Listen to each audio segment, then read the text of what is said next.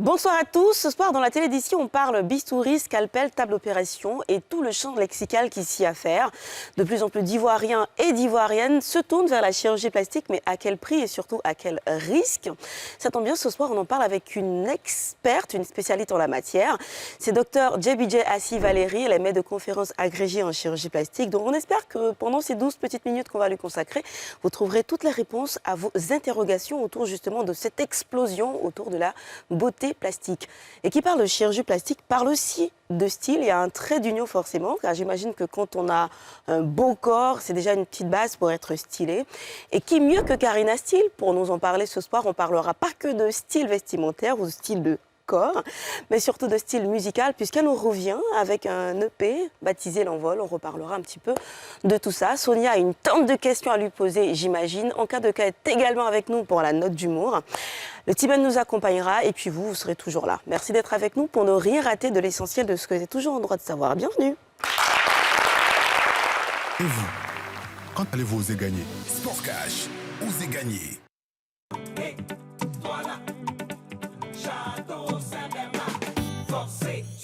Retrouvez toutes vos informations de transport sur le CGI Digital.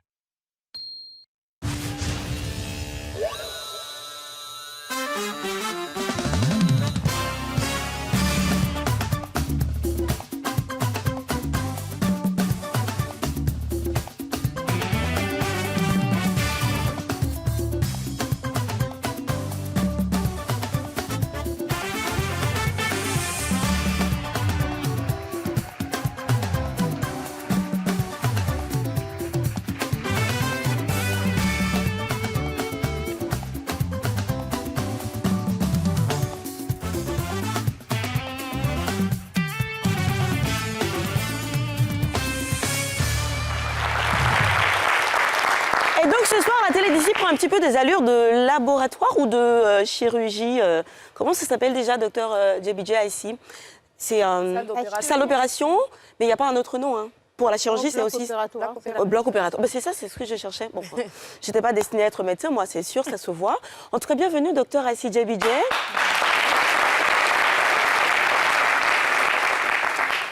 Question vicieuse quand même. Hein. Vous avez déjà subi une opération vous-même, chirurgicale, esthétique? Non, never. Mais qu'est-ce qui vous emmène directement dans ce domaine? Dans ce domaine ben, peut-être parce que j'ai été très tôt, pendant mon internat, j'ai été devant des patients qui en avaient besoin. Ça a commencé avec les enfants et puis après les brûlés. Et là, j'ai vu l'importance d'apporter un peu de réconfort à ces personnes à travers la chirurgie plastique. C'était pas surtout pour le côté superficiel, c'était plus pour aider les gens. J'imagine les bébés qui ont des becs de lièvre, par exemple, des personnes, des grands brûlés, effectivement, qui ont besoin de resocialiser, se retrouver avec eux-mêmes, j'imagine. Ah, ça, c'est noble quand même, docteur. Mais on va parler d'autre chose ce soir, chirurgie esthétique. D'un autre côté, j'imagine. Un cas de cas, bonsoir, ça va? Bonsoir, Glisse, je vais super bien et toi? Ça va? Ça va, Sonia? Très bien, et toi? Tu vas attaquer déjà, on dirait. On dirait. Sonia est venue avec 150 questions au moins. J'espère qu'on aura assez de temps pour qu'elle puisse toutes les poser. Tu comptes faire une opération chirurgicale, un de ces quatre, enfin, esthétique? Pour l'instant, non. Parce que je fais beaucoup de sport. Maintenant, qui sait, peut-être après la maternité. Et si le sport n'arrive pas à rattraper certaines choses, why not? Ah, ça, c'est une question à poser à docteur. Voilà. Juste après qu'on ait salué quand même le public qui est avec nous ce soir.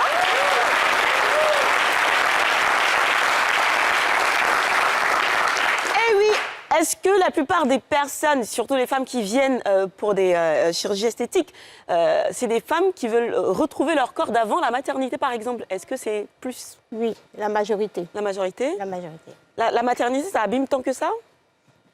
Ça dépend, mais en général, beaucoup, c'est après la maternité.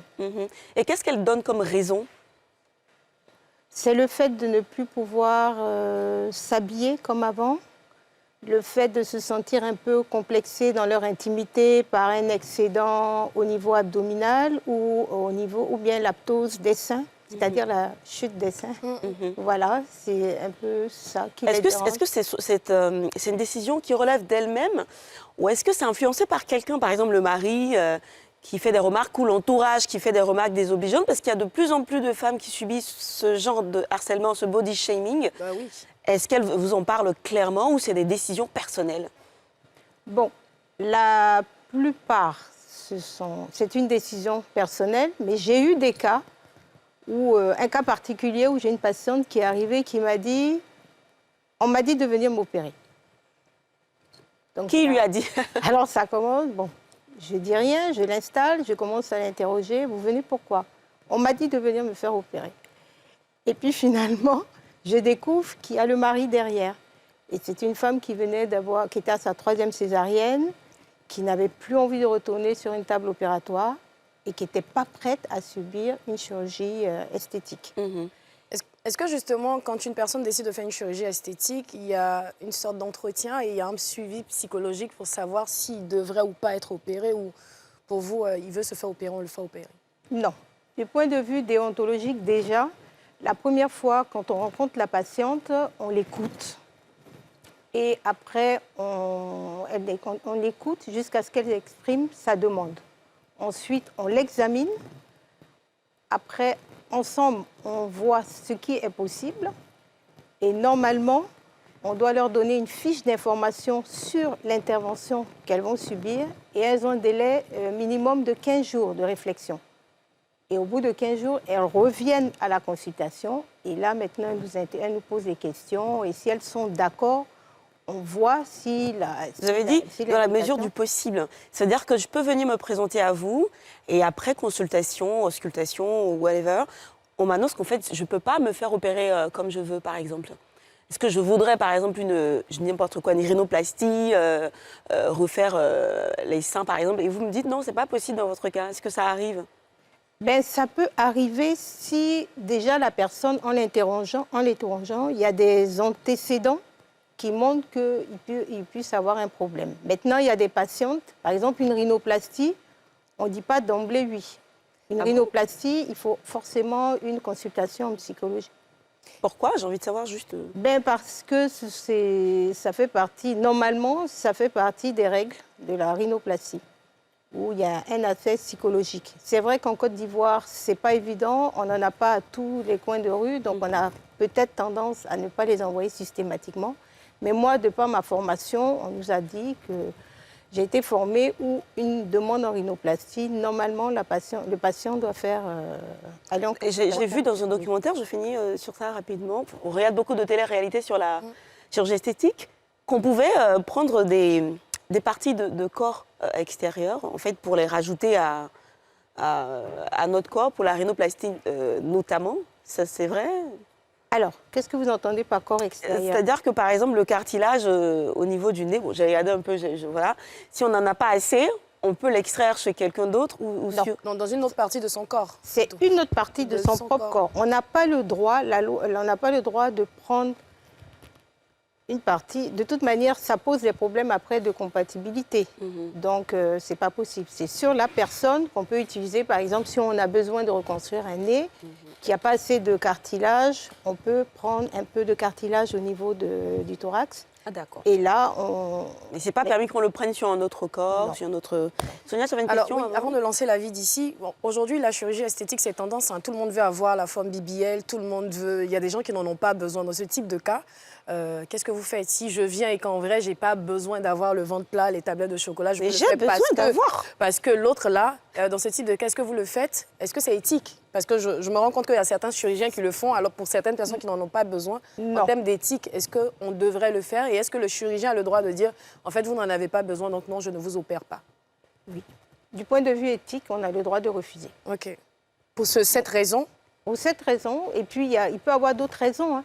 Moi, il m'est arrivé de recevoir des patientes qui sont venues vraiment désireuses d'une chirurgie esthétique, et une fois les avoir écoutées, je me rends compte que soit c'est par rapport à un problème familial, un problème qui n'a rien à voir et qui ne sera pas résolu par la chirurgie esthétique. Et puis, il y a celles qui viennent qui pensent que la chirurgie esthétique se fait sans cicatrices. Et quand on commence à leur dessiner toutes les cicatrices résiduelles qu'il y aura après l'intervention, elles sont toutes surprises en disant « Ah, moi, on m'avait dit qu'on pouvait m'opérer sans cicatrice. » Je dis « Madame, quand vous coupez avec un couteau, Il reste quand même une petite cicatrice, donc à plus forte raison quand le bistouri. C'est peut-être l'effet des médias aussi, parce que tout ce qu'on voit là, sur les réseaux sociaux, dans les télé-réalités dont j'en parlais tout à l'heure, il n'y a pas de cicatrice. Hein. Je ne vois pas de cicatrice. Enfin bref, on en reparle tout à l'heure, parce que c'est un sujet très très intéressant. Mais avant, il y a la vie d'ici, Sonia. C'est ça. Bon, on y va?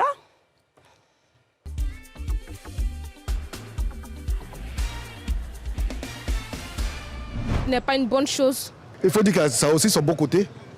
Ça a son bon côté, d'autant plus que certaines personnes l'utilisent pour pouvoir s'arranger, pour se faire un peu plus beau et plus belle. Mais aussi, il faut reconnaître que ça a aussi son côté négatif parce qu'il y a des chirurgies qui ne réussissent pas et qui donnent une malformation à la personne. Ça ne me dit pas grand-chose en fait parce que c'est pas normal qu'une personne aille se faire quand même ouvrir le corps pour extraire certaines choses ou pour mettre certaines choses dedans. Je pense qu'elle n'est pas mal pour certaines personnes qui ont un souci. C'est une bonne chose sur le plan maladie, mais si c'est pour l'esthétique, je crois que c'est pas normal. Il y a des inconvénients et puis il y a des avantages parce que pour des gens comme ça qui ont vraiment besoin de la chirurgie esthétique, là, eux, ça va vraiment les aider. Mais il y a d'autres aussi, ils vont faire pour soit bien arranger les formes. Il y a d'autres qui trouvent que ce n'est pas nécessaire. Je ne peux pas faire la chirurgie esthétique parce que je n'ai pas confiance. Non, si j'avais les moyens, non, je n'en ferais pas. J'ai 6 doigts. Voilà, vous voyez, on l'a enlevé là. Voilà. Ça, c'est quand j'étais bébé. Si on me demande aujourd'hui si j'ai les moyens d'aller enlever, je dirais non. C'est naturel. Ah non, même si j'ai les moyens, je n'en ferai pas. Même si j'ai les moyens, je n'allais pas le faire. Si j'ai les moyens, je ferai la chirurgie esthétique. Si j'ai les moyens pour ma santé, mais pas pour refaire mes narines ou bien pour refaire quelque chose d'esthétique. Je ne le ferai jamais parce que je préfère rester intact. Je ne suis pas sûre de faire la chirurgie esthétique si j'avais les moyens. Non, il n'y a pas fait ça. De la manière que Dieu m'a créé, moi, ça me plaît. Je ne sais même pas s'il existe des chirurgiens. Par contre, je sais qu'en Afrique du Nord, Tunisie, Maroc, je sais qu'il en existe, mais ici, je ne sais pas. Ah oui, je sais qu'en Côte d'Ivoire, on en fait. En Côte d'Ivoire, je ne pense pas qu'il y ait de la chirurgie esthétique. J'entends que des personnes le font, mais je n'ai jamais vu un endroit où on le fait. Je sais qu'on peut faire la chirurgie esthétique en Côte d'Ivoire. Il y a les médecins qui le font. On ne fait pas, selon moi. Sincèrement dit, j'ai aucunement confiance aux docteurs de Côte d'Ivoire qui pratiquent cette chirurgie-là. Déjà, vu la façon dont ils traitent déjà les malades dans les hôpitaux, franchement, on ne peut pas s'attendre à un meilleur service de leur part. Je ne ferai pas confiance à un chirurgien esthétique en Côte d'Ivoire ici. Franchement, je ne peux pas faire confiance à un médecin esthéticien en Côte d'Ivoire. Il y a des gens, eux, ils voyagent, ils vont en Turquie et puis ils perdent la vie. Ce n'est pas en Côte d'Ivoire ici. On va pouvoir faire chirurgie puis ça va marcher. On me dit que c'est un chirurgien qui l'a quitté peut-être en Europe, qui vient en Côte d'Ivoire, il peut lui faire confiance. Mais s'il a fait ses études en Côte d'Ivoire ici, moi, je ne peux pas lui faire confiance ou bien confier un membre de ma famille à un chirurgien ivoirien ici.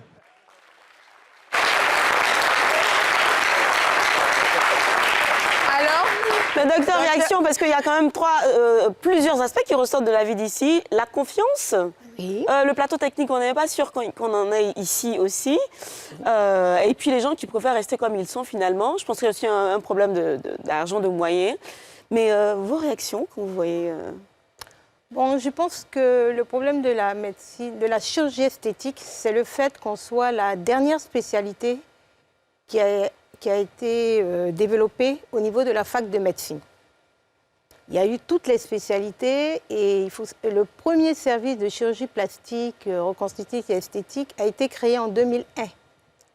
Donc c'est assez récent. 24 ans 24 ans, mais par rapport à toutes les autres spécialités, vraiment, on est les derniers bébés au niveau de la fac, au niveau des spécialités. Ensuite, au niveau de la formation, la plupart d'entre nous, on a été formés en Europe.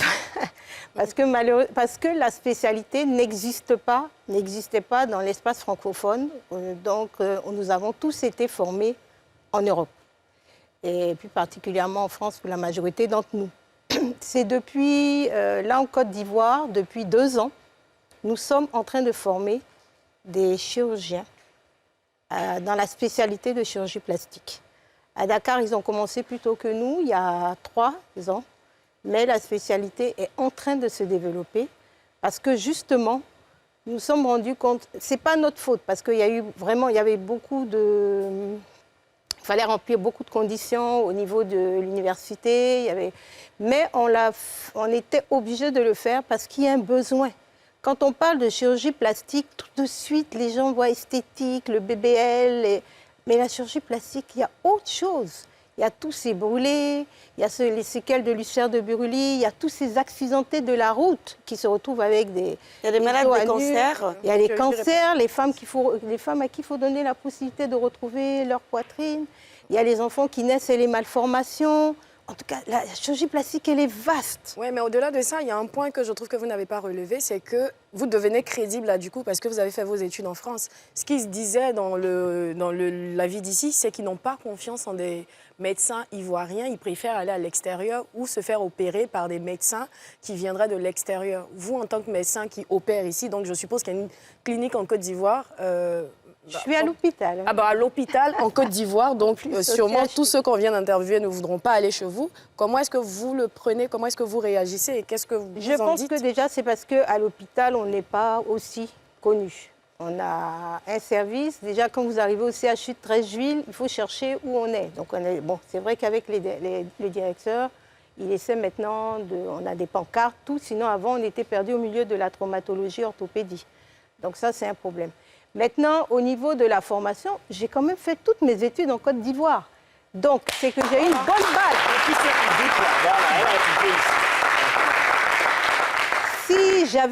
Si mes études de médecine ne s'étaient pas bien déroulées, que j'étais un médecin médiocre, un chirurgien médiocre, jamais j'aurais été acceptée en France dans les services où j'étais. Parce que j'étais quand même dans un très grand service réputé à Paris. Après, pour des raisons familiales, je suis partie sur Marseille, mais on m'a acceptée parce que j'avais une bonne base. De la même manière, mes aînés qui sont allés, ça a été la même chose. Donc, si remettre en cause, c'est vrai qu'on peut tomber sur des personnes qui n'ont pas d'empathie. C'est vrai qu'il y a beaucoup de problèmes. Bon, est-ce que justement, parlant des problèmes, il y a beaucoup de personnes aussi qui s'installent de façon, je dis, anarchique en Côte d'Ivoire aujourd'hui? Alors là, je pense que en ce moment, l'Ordre des médecins est en train d'essayer d'assainir. Voilà. Déjà, je sais qu'il y a je crois que, je ne sais plus. Je sais que l'Ordre des médecins... C'est quoi, c'est une sorte de brigade Voilà, une brigade. Voilà, il y a une brigade sanitaire qui existe. Et cette brigade sanitaire est chargée de pister tous les endroits où on effectue de manière illégale la chirurgie et même la médecine esthétique. Notamment les instituts de beauté qui deviennent aujourd'hui... Voilà, aujourd'hui, vous avez des injections pour avoir de joli teint. Qui se permettent de faire du botox, de mettre l'acide hyaluronique, même qui vont jusqu'à faire du BBL. Avec du BBL. Il faut qu'on explique ce terme-là aux téléspectateurs. Bon, le BBL, en fait, c'est le fait, de manière simple, c'est le fait de vouloir avoir des postérieurs un peu plus importants. Donc aujourd'hui, il y a des dames avec des produits dont on ne connaît même pas l'origine qui se permettent de faire ce genre de... Moi, je pensais qu'il y avait quand même des degrés et qu'au niveau des instituts d'esthétisme ou instituts esthétiques, il y avait quand même un minimum qu'on pouvait faire, que les femmes dites formées, en tout cas, pouvaient se permettre. Des injections non, notamment. Les injections, et même les injections de botox et d'acide hyaluronique ne sont faites que par un médecin qui a le diplôme, et il y a certaines spécialités. Ce n'est pas toutes les spécialités qui ont le droit de le faire. Normalement, c'est le chirurgien plasticien, l'ophtalmo, le maxillofacial. Et ça, c'est les 3 personnes qui ont le droit de faire dans un but esthétique. Parce que le botox peut être utilisé dans d'autres domaines, en neurologie, en urologie, tout. Donc, c'est bien réglementé, le problème, mais... Malheureusement, je pense qu'on aura Sonia et ses 150 questions devront attendre juste quelques minutes, Soso. On revient tout de suite. Tu sais que c'est bien réglementé ici aussi à la télé, sinon voilà. Allez, on revient tout de suite avec Dr Assidje Bidje pour encore plus de réponses sur la chirurgie esthétique. À tout à l'heure.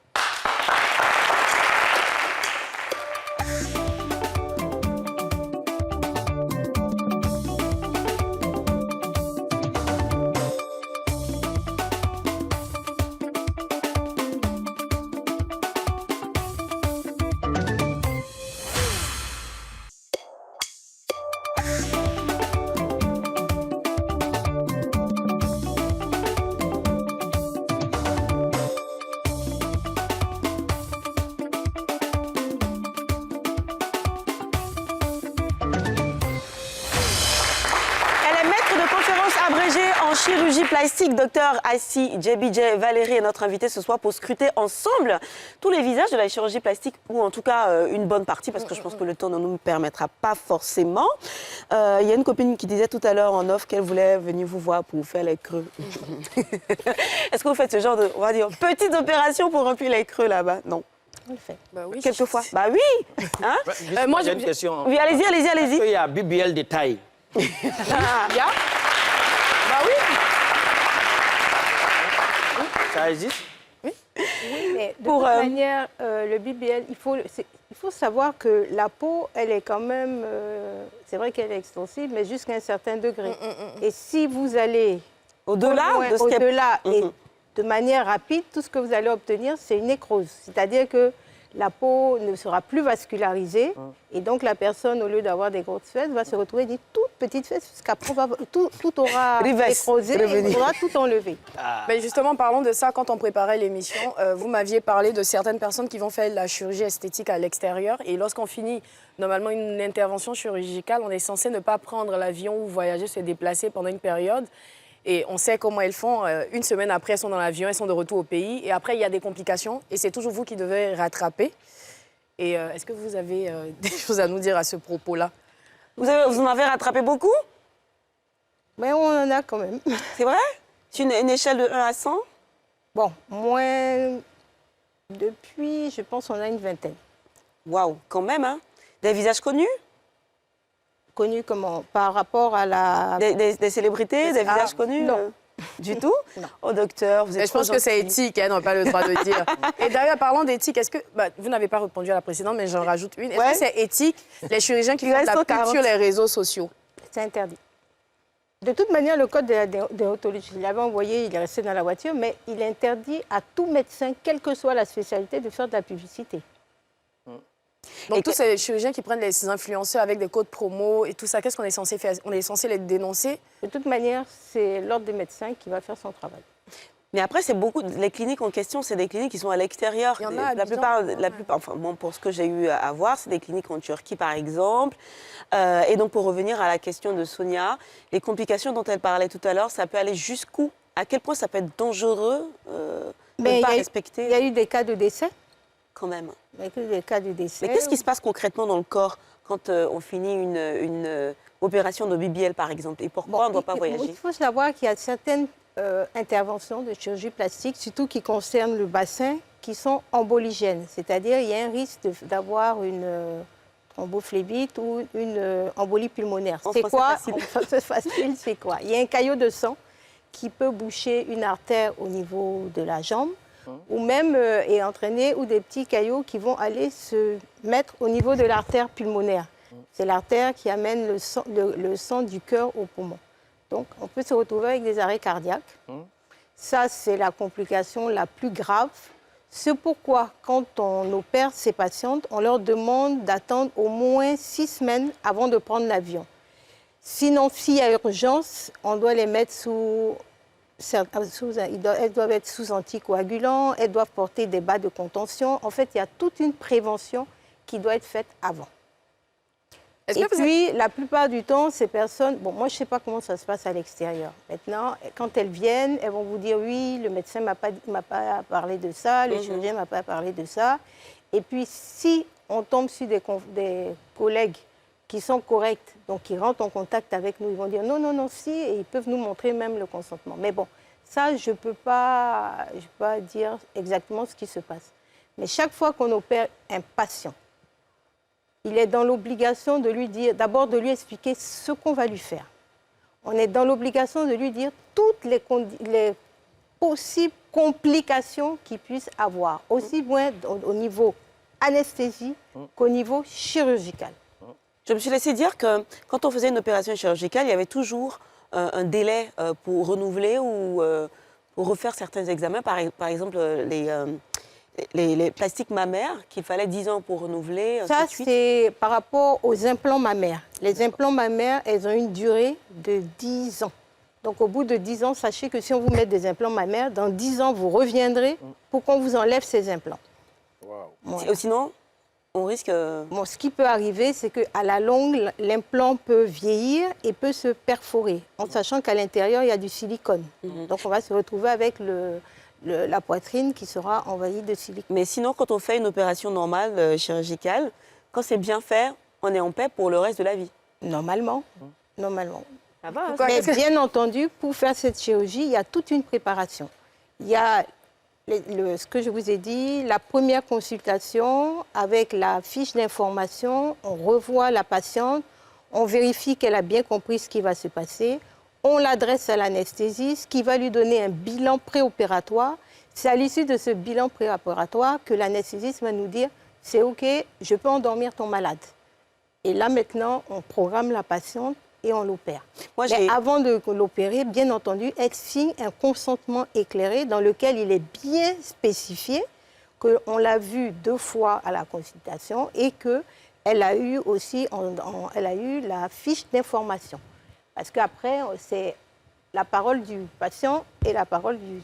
Nous, on est très... Moi, je flippe beaucoup parce que je me dis l'anesthésie générale, c'est quand même chaud. On peut ne pas s'en remettre, on peut ne pas se réveiller.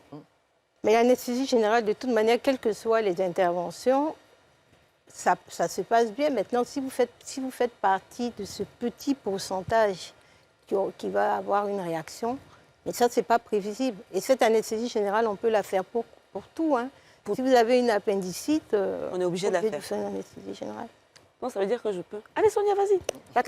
La 135e question. Alors, ce que moi, je voulais demander, c'est qu'est-ce que les médecins, parce qu'aujourd'hui, beaucoup de personnes préfèrent aller à l'extérieur, qu'est-ce que vous pensez qu'il manque ou qu'est-ce qu'on devrait faire pour que les gens puissent consommer même local, niveau chirurgie esthétique, au lieu d'aller à l'extérieur pour se faire opérer?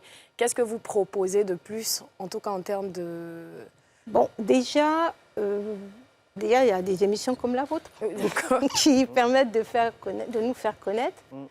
Bon, sans publicité, Bien par sûr. exemple, Air Côte d'Ivoire m'a permis de parler de la chirurgie reconstructive, ce qui a permis à toute la sous-région et tous les pays, les gens ont découvert qu'on pouvait former des plasticiens en Côte d'Ivoire ou au Sénégal. Donc les gens viennent s'inscrire. Et puis les gens découvrent qu'il y a des Africains qui le font. Parce que le gros problème, c'est que les gens ignorent qu'il y a de la chirurgie plastique dans nos pays. On a tous tendance à aller vers l'extérieur. Maintenant, je pense aussi, ce qui fait aussi que beaucoup de personnes veulent aller à l'extérieur, c'est par rapport à Au coût, non? Parce que ça coûte moins cher là-bas. C'est qui est bizarre. Moins cher, c'est relatif, hein, parce que quand vous regardez le coût de Il y a des pays où c'est l'intervention... 3 500 € pour faire un BBL complet. D'accord, mais Et vous tu es pris en charge, le billet est dedans, le logement, une semaine médicalisée avec la personne qui vous accompagne. Je me suis renseignée juste pour l'émission. Hein, D'accord. Bon, on te croit, on te croit.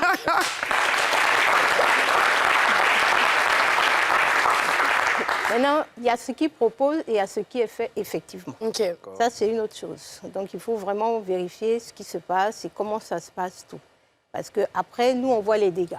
D'accord. Donc, il y a ce qui est publié, mais après, comme on n'a pas le droit de montrer ce qui se passe derrière, les gens ne savent pas ce qu'il y a derrière. On parle beaucoup des femmes. Est-ce que les hommes aussi ont recours à la chirurgie plastique? Et c'est quoi les opérations qui sont le plus demandées par les hommes?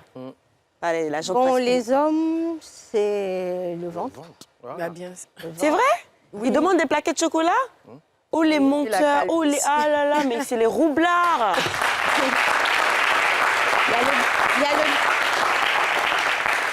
Il y a le visage, mais le visage, c'est surtout la médecine esthétique. C'est le botox, l'acide hyaluronique, c'est un peu les comblements, les fillers, voilà. Ça, c'est le visage. Et quelles sont les chirurgies qui sont les plus demandées au niveau des patients que vous avez reçus, femmes? Et puis, quel est le profil? Est-ce que ce sont des jeunes? Est-ce que ce sont des stars? Est-ce que c'est monsieur tout le monde? Est-ce qu'aujourd'hui, on peut faire un portrait robot? Bon, de plus en plus, je vais dire, il y a tout le monde. Okay. Parce que les gens critiquent, et moi je vois, hein, même quand vous allez au salon de coiffure, vous allez quelque part, les gens savent ce que vous faites. Vraiment, j'aurais envie d'enlever. Vous voyez, cette femme qui travaille, même la marchande, la dame qui travaille dans une maison, elle te dit, vraiment, j'aurais bien aimé qu'on fasse. C'est vrai. C'est le problème de moyens. C'est parce qu'ils n'ont pas les moyens qu'ils ne le font pas. Donc, en même temps, celles qui peuvent le faire, le font. Donc, on a toutes les catégories. Moi, je sais que si on à l'hôpital, s'il y a la possibilité, on va avoir plein de femmes qui vont venir. Et quelles sont les opérations qui sont les plus demandées? Le ventre, les abdominoplasties. Ouais, tout le monde a les problèmes. Il y a aussi, alors là, vous considérez comme de l'esthétique, alors que c'est la reconstruction, c'est les hypertrophies mammaires. Ah, ce qu'on appelle vulgairement les seins tombés. Voilà, non, pas seulement les seins tombés. Les jeunes filles qui se retrouvent, là dernièrement, on a eu à opérer une jeune fille de 12 ans, à qui on a enlevé, quand on a pesé les deux seins, on lui a enlevé 15 kilos. Voilà, donc il y a ce genre aussi de... Voilà. Parce qu'après, ça empêche ça fait mal au dos, c'est compliqué. Et puis j'imagine 12 ans, pas facile. Hein. Tout ça, ça mérite d'être classé un peu, non? Bah oui, quand même. Hein, en cas de cas. Allez, c'est parti pour les affaires classées.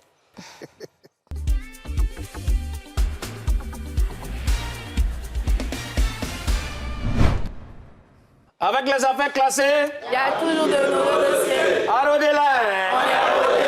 Voilà. Donc vraiment, on est en train d'être édifié par Dr Djebi et tout. Vraiment, ça nous fait plaisir et tout. Donc on va continuer dans la même dynamique, parler de la chirurgie esthétique. Chez nous au quartier, on nous dit que personne ne peut regarder une femme enceinte et puis dire qu'elle va accoucher un bébé albinos. Il n'y a pas scanner de ça, ça n'existe pas. Une manière de dire que personne ne connaît l'avenir.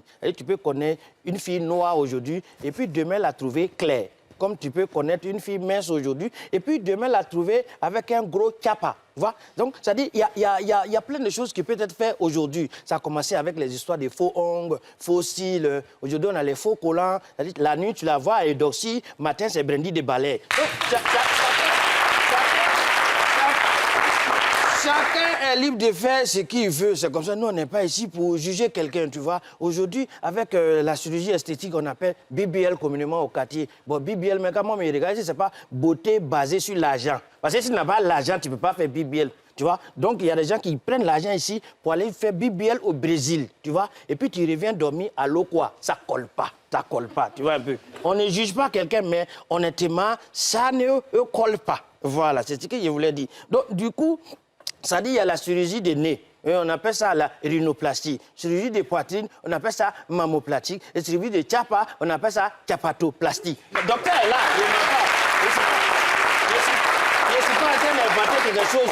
Le plus important, c'est de se référer à des professionnels. Oui, il ne faut pas aller chez n'importe qui. Tu comprends? La fille, elle est partie à Djamé. Elle allait prendre les comprimés là-bas. Elle a bu les sirops là-bas. Aujourd'hui, quand elle est dos, quand il la regarde de dos, un côté est comme carte d'Afrique, l'autre est comme carte d'Europe. Pourquoi tu fais ça? Tu vois, on dit beauté basée sur l'argent. Si tu n'as pas l'argent, il ne faut pas forcer le destin. Après, c'est glisio dans ta main et puis tu fatigues les gens au quartier. Donc moi, je vous dis, si vous voulez faire BBL, adressez-vous à des professionnels pour avoir de très bons résultats. Madame, en tout cas, continuez comme ça d'aider les gens. Et puis vraiment, la beauté sera la beauté. Vous voyez un peu. Mesdames et messieurs, c'était la présentation.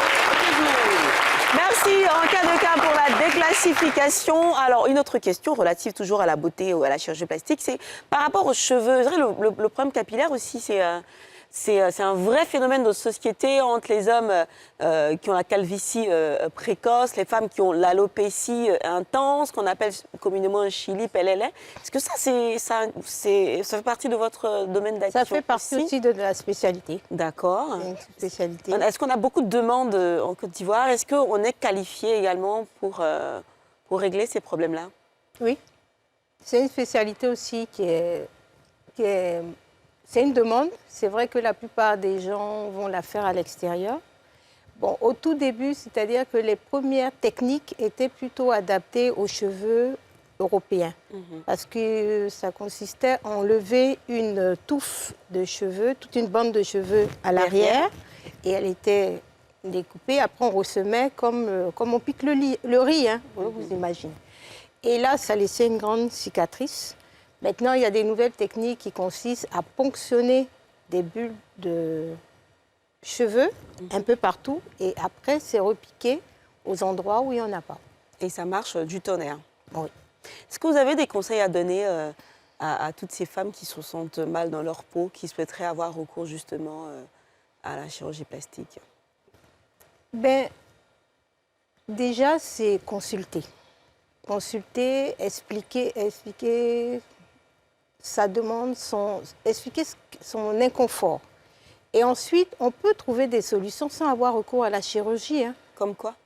Ben, des fois, je vais vous donner l'exemple. Par exemple, de cette dame dont je vous parlais, qui est venue, on dit de me faire opérer, on dit de me faire opérer. Quand cette dame s'est déshabillée pour que je l'examine, je vous avoue que j'ai été un peu surprise. Elle avait une très belle poitrine, mais vraiment une poitrine d'une jeune fille de 18 ans. Elle avait des jambes splendides. Bien entendu, il y avait le ventre qui n'était pas beau. Et elle arrivait habillée dans les robes camerounaises. Bon, on ne pouvait pas l'opérer, ça faisait 9 mois qu'elle venait d'accoucher, donc il fallait attendre. Par césarienne, ouais. Donc je lui ai demandé, je lui ai dit, mais madame, pourquoi vous vous habillez comme ça? Non, parce que mon ventre me dérange, je ne me sens pas bien tout. Alors je lui ai dit, mais il y a d'autres manières de vous habiller. Vous pouvez mettre une robe à taille princesse, vous mettez vos seins en valeur, vous arrêtez juste au niveau du genou, vous mettez des talons, vous maquillez, on ne verra plus votre ventre. Elle dit, oui, mais mon mari, je dis, bon, il y a d'autres artifices. Il y a d'autres artifices. Il y a ce qu'au Sénégal, on utilise les bayas. En Europe, il y a les petites nuisettes. Et puis bon, quand vous mettez des artifices qui n'attirent pas le regard du ventre, votre époux ne fait pas attention. Je pense que tout se passe dans la tête, définitivement. C'est dans la tête. C'est ça. Et résultat, cette patiente, elle est revenue me voir quelques mois après, puis elle dit, ah, docteur, vous m'avez créé des ennuis. J'ai dit, ah bon, pourquoi? Elle dit, non, je me suis retransformée, mon mari pense qu'il y a quelqu'un dans ma vie. Voilà. Bon, après, il a compris tout. Sûr. Mais cette patiente, quand elle a voulu revenir après se faire opérer, parce qu'elle était bien dans sa tête, c'est le mari qui n'était plus d'accord. Et bon, il y a des chirurgiens, des médecins d'Internet qui ont dit qu'une femme qui prend du ventre, parce que quand on tombe enceinte, c'est 9 mois, on a 9 mois pour perdre. Je ne sais pas si c'est médicalement prouvé, mais en tout cas, il y a des docteurs d'Internet qui l'ont dit. Est-ce que c'est vrai que pour perdre son ventre de grossesse, on a 9 mois, de la même manière qu'on a eu 9 mois pour les prendre? 9 mois. Alors, il y a un médecin, il y a un spécialiste du corps des femmes sur Internet qui a dit... C'est pas un spécialiste. C'est pour ça que j'ai mis les guillemets, qui a dit que normalement, une femme, quand elle tombe enceinte, elle a 9 mois pour prendre du ventre. Donc, elle a également 9 mois pour les perdre. Est-ce que médicalement, c'est prouvé ça? Non, en fait, ce qui se passe, c'est que... Bon, déjà, même quand le bébé est né, il y a quand même l'utérus qui a pris du volume. Donc, il faut laisser le temps à l'utérus de venir se remettre en position normale.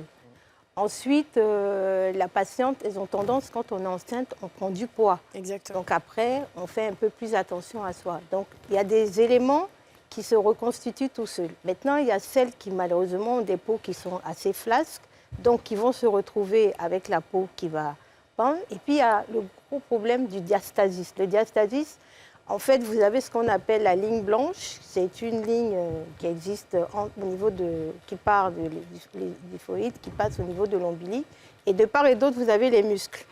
Et avec l'accouchement, la grossesse, les muscles ont tendance à relâcher. Et malheureusement, après la grossesse, ils ne se remettent pas en place. Et qu'est-ce que les dames vont avoir tendance à faire? C'est des abdominaux. Et donc, ça n'arrange pas la situation. Au contraire, ça aggrave. Donc, quand ça arrive, malheureusement, il faut réparer cette paroi abdominale. D'où quelqu'un qui disait, on n'a pas toutes les mêmes corps, on n'a pas toutes les mêmes grâces d'avoir les mêmes gènes et tout. Voilà. Autant pour certaines, les ventres disparaissent tout de suite après l'accouchement. Autant pour d'autres, ça peut rester. Et il y a d'autres qui doivent avoir recours à la chirurgie. À la chirurgie aussi. Alors, on repart à la pub. Je pense que juste après, on va... que ce diastasis, à la longue, plus la personne avance, à un moment, elle a tendance à se cambrer. Et à force de se cambrer, elle va se retrouver avec des douleurs abdominales, des douleurs lombaires, pardon. Et donc, il faut absolument réparer cette paroi pour éviter d'avoir ces douleurs lombaires. C'est tellement de choses, je pense qu'on n'aura même pas suffisamment de temps d'en parler. Là, on va à la pub. On va revenir pour conclure tout ça avec Dr Assi Valérie, Dr DJ. Ouais. À tout de suite.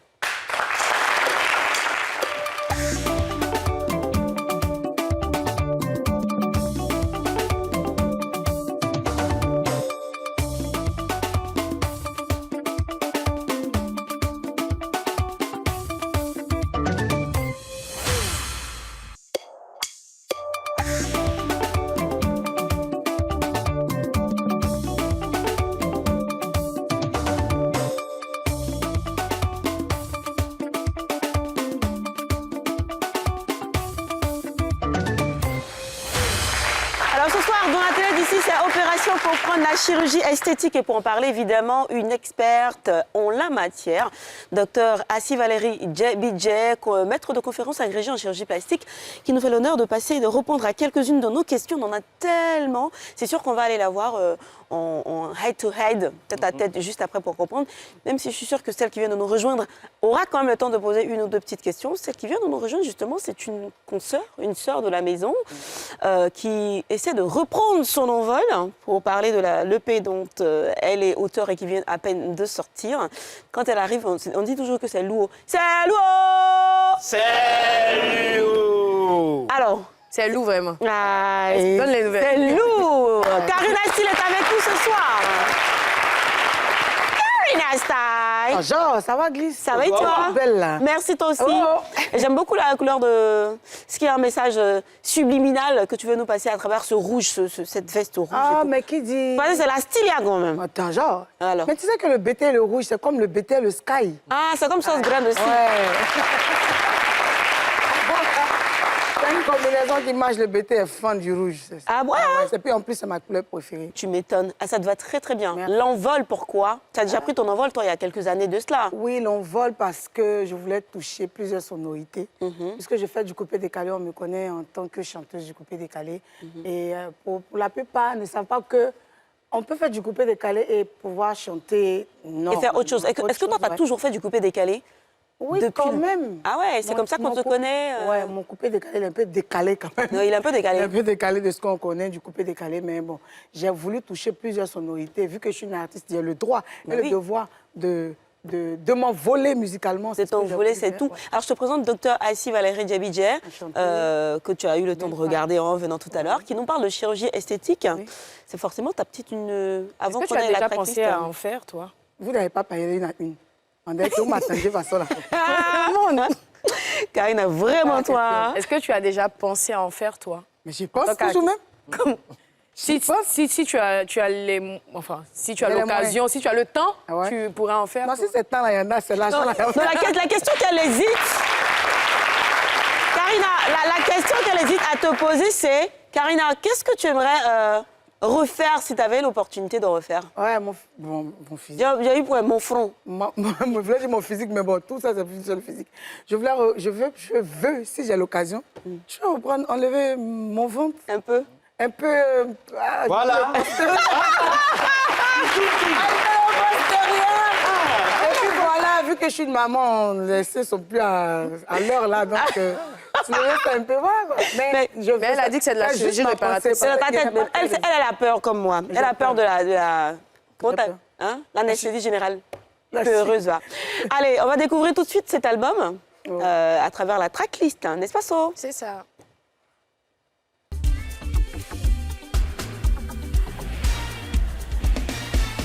Ce qui va se passer, c'est qu'on va écouter chaque fois un petit bout d'une des chansons qu'on a choisies et tu vas nous raconter une petite anecdote, une petite histoire. Ouais. Tu vas faire un petit commentaire en 30 secondes chaque fois. Oui. Vite fait, d'accord? Donc, premier extrait, c'est Zadi Bobo. C'est ça, Sonia? Remix avec Mr. Chris. Ah, c'est comme ça qu'on prononce Zadi et Bobo. Zadi et Bobo. Oh, j'aime trop. On écoute.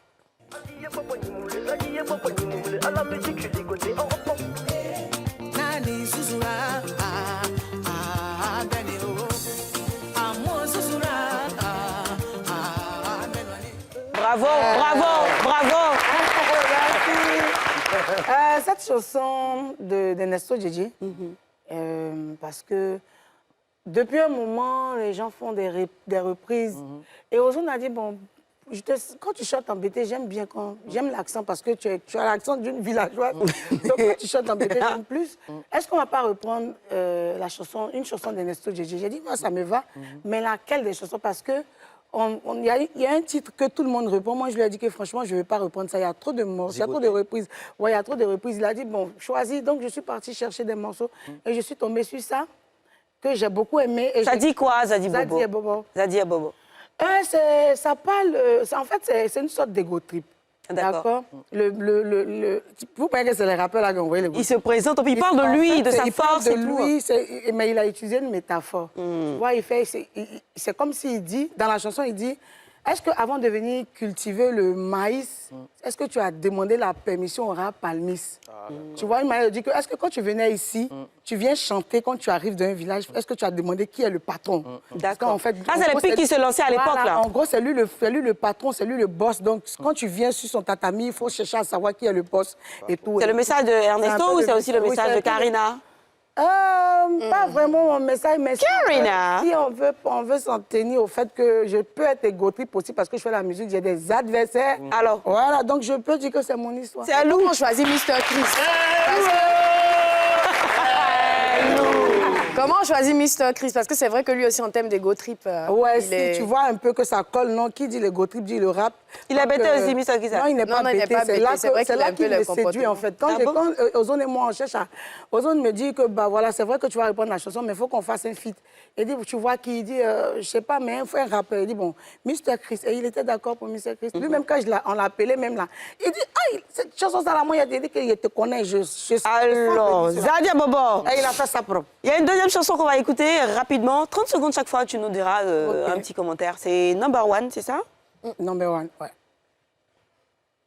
Précède la gloire, alors je m'en remets à toi, mon Dieu. Bénis cette nouvelle étape qui va commencer. Ça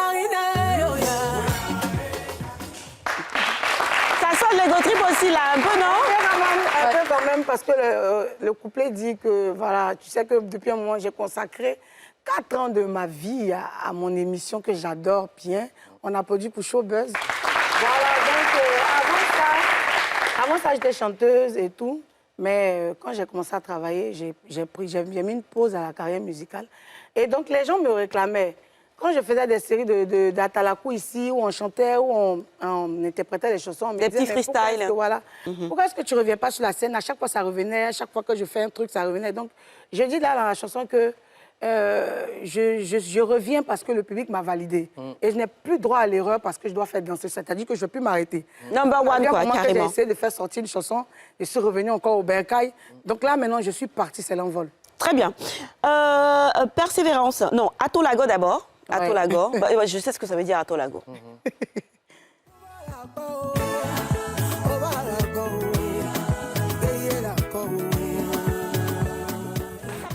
Dieu, là, on est dans l'adoration.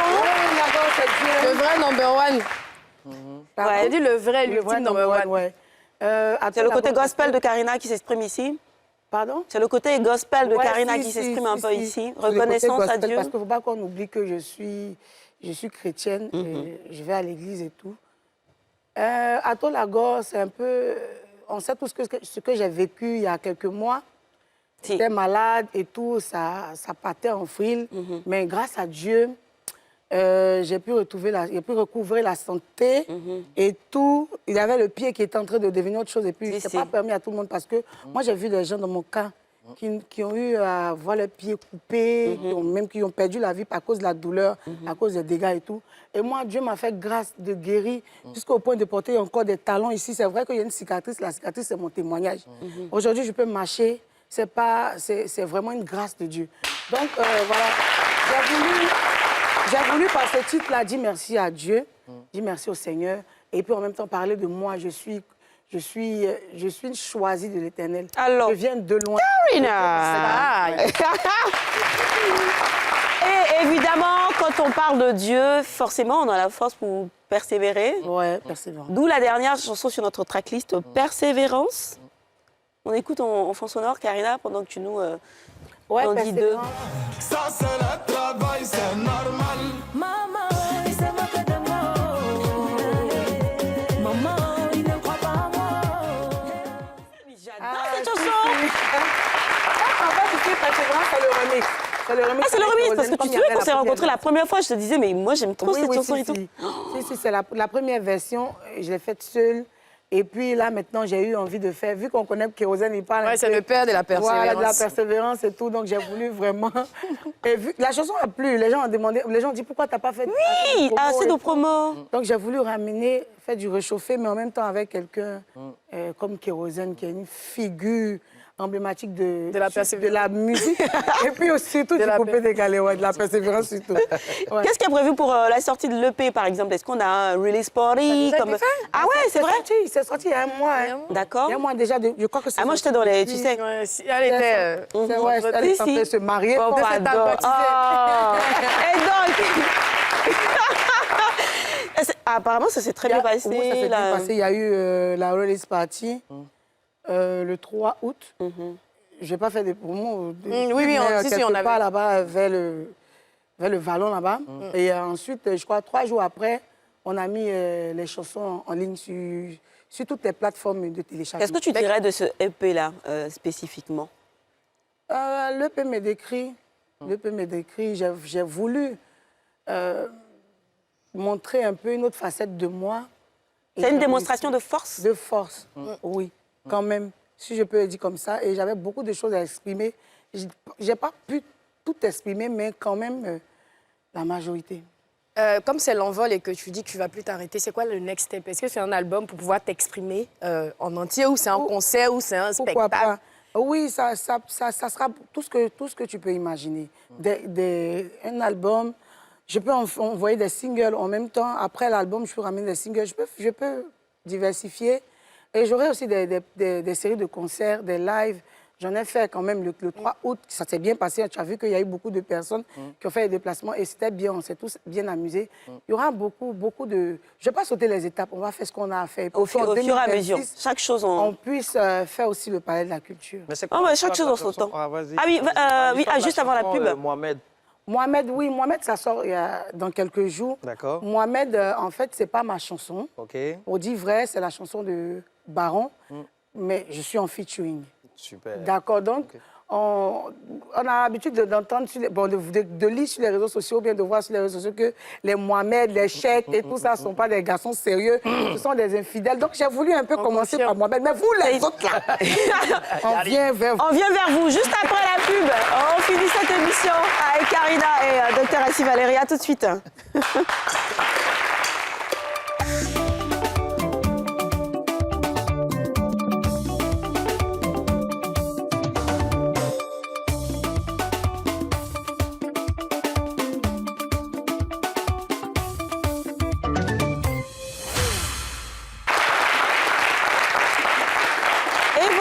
Chirurgie plastique vs musique. Ce soir, on a eu beaucoup de plaisir à recevoir Dr JBJ Assi Valérie, maître de conférence agrégé en chirurgie plastique, qui nous expliquait, qui répondait à toutes nos questions autour de cette question. Et désormais, pour retrouver un médecin assermenté, validé, il faut aller à l'ordre des médecins tout simplement avant de vous confier, lui confier votre corps tout simplement. Je pense c'est ça. Oui. Merci beaucoup docteur, merci d'être passé. En cas de cas, merci beaucoup Sonini. Merci public d'être venu ce soir. Et en 15 ans de carrière musicale, elle a su nous embarquer dans son style. Karina le coupé décalé, c'est une nouvelle histoire, ou une histoire qui se réécrit en 5 nouveaux titres qu'elle nous propose, dont 2 ce soir, en vol assuré totalement, sur Zadia Bobo, en featuring avec Mr. Chris et Attends Lago, comme pour dire merci au Seigneur. Je vous dis à demain. C'est parti pour le live. Ciao, portez-vous bien.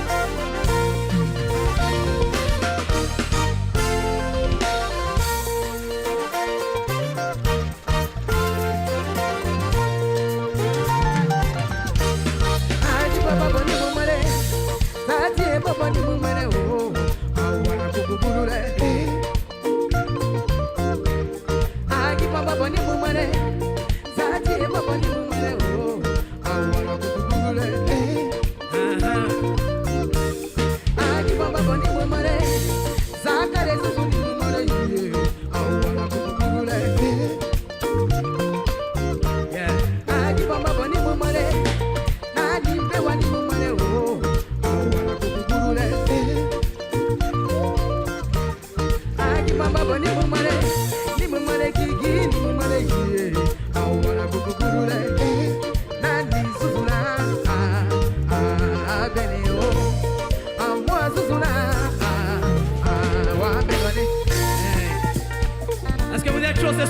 faites du bruit. Hey, Karina Style. Checking. Adèle d'ici. Hey. On travaille. La joie de vivre, nous on connaît pas problème. Oh, ici c'est Taïzogo, notre café caca. Oh, années 80, c'est le dress code. Chemise, baltef, cheveux afro. En zigoté, je veux beaucoup d'argent comme un ligo d'un beauté. PDG, je fais ça en léger. Bientôt futur légende comme Ernesto JJ. Faut t'élancer seulement tu vas voir. Et si ça marche pas, au moins t'auras essayé.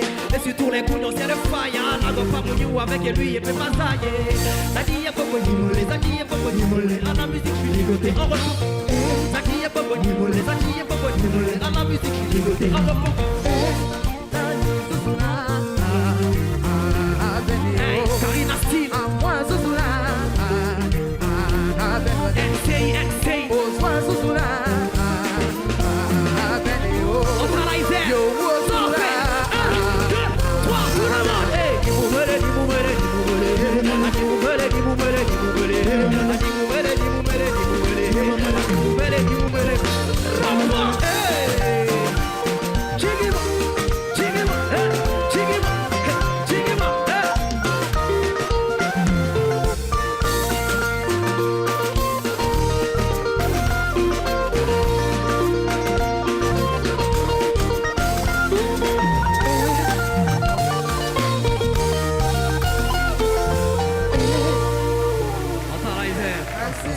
Merci, un applaudissement pour Mr. Chris. Glissa.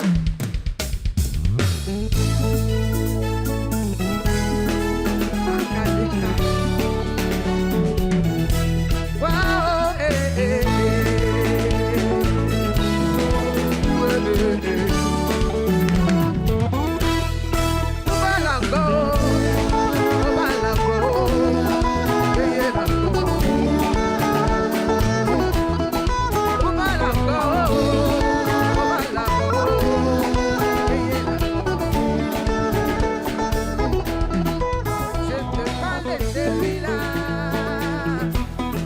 Je te parle de mon papa, oh. Je te parle de mon Jésus là, qui a donné sa vie sur la croix pour nos péchés au bout d'amour. C'est mon Jésus là. Il s'agit de mon papa, oh. Nadeba, oh. Nadeba, oh. Nadeba, oh. Adula, oh.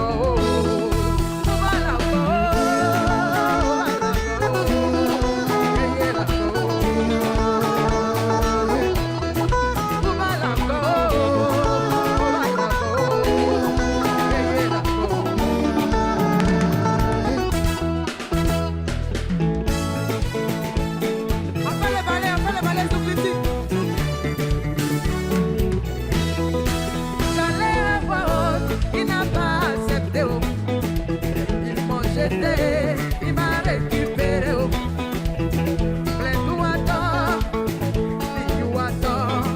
les joujoux, les ouatons, les consommateurs. Dans les problèmes, c'est la solution. J'étais malade, c'est la guérison. Je te dis merci, merci, toujours merci. Merci papa.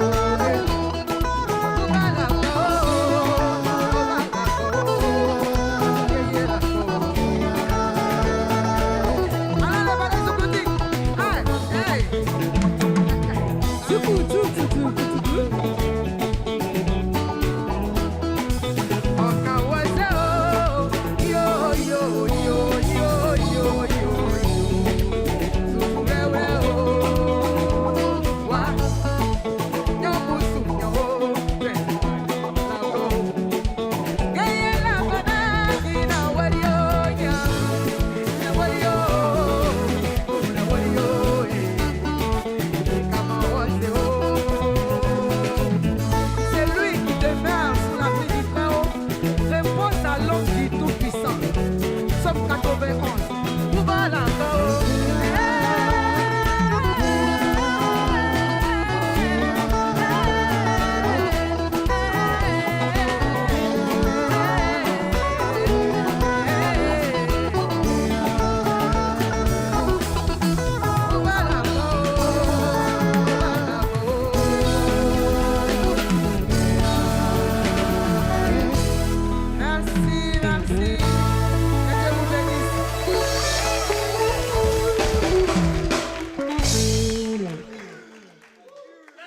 Vous, quand allez-vous oser gagner? Sport Cash, osez gagner.